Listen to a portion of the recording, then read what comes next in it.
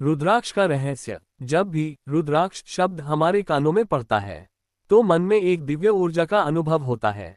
रुद्र अर्थात भगवान शिव और अक्ष अर्थात आंसू। मान्यता है कि जब भगवान शिव ने संसार के कल्याण के लिए तप किया तब उनकी आंखों से जो आंसू गिरे वही धरती पर रुद्राक्ष के रूप में प्रकट हुए। रुद्राक्ष केवल एक बीज नहीं है, यह एक ऊर्जा का स्रोत है। यह मन को स्थिर करता है, भय को कम करता है और आत्मविश्वास को बढ़ाता है। कहा जाता है कि इसे धारण करने वाला व्यक्ति नकारात्मक ऊर्जा से सुरक्षित रहता है और आध्यात्मिक मार्ग पर आगे बढ़ता है। हर रुद्राक्ष की अपनी एक विशेषता होती है, एक मुखी से लेकर 14 मुखी तक। हर एक का अलग प्रभाव, अलग ऊर्जा।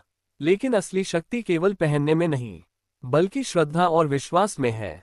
रुद्राक्ष हमें याद दिलाता है कि शांति बाहर नहीं, हमारे भीतर है। जब मन शांत हो जाता है तभी जीवन सफल हो जाता है।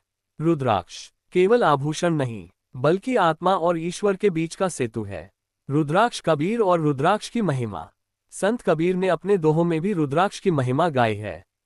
उन्होंने इसे आंतरिक शुद्धि और भक्ति के मार्ग का सहारा बताया। उन्होंने कहा, रुद्राक्ष पहिनो संत जन, मन निर्मल होए, शिव के पथ का साधन है जो सदा सुख होए।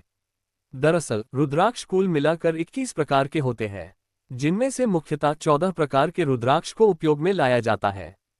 रुद्राक्ष के कई प्रकार के मुख हैं और इन मुखों में अलग अलग नक्षत्रों, देवताओं तथा ऋषियों का वास होता है और इनकी विशेषता के ही अनुसार इन रुद्राक्ष से बनी वस्तु जैसे माला आदि का प्रयोग किया जाता है। आज हम इन्हीं विशेषताओं का विस्तार से वर्णन करेंगे ताकि पाठकों को रुद्राक्ष के संबंध में विस्तृत जानकारी प्राप्त हो सके।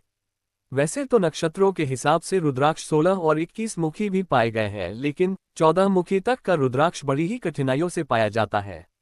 एक मुखी रुद्राक्ष का महत्व। एक मुखी रुद्राक्ष का संबंध सीधे भगवान शिव से है।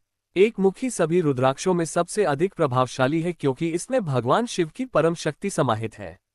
धारण मंत्र, ओम ह्रीं नमः।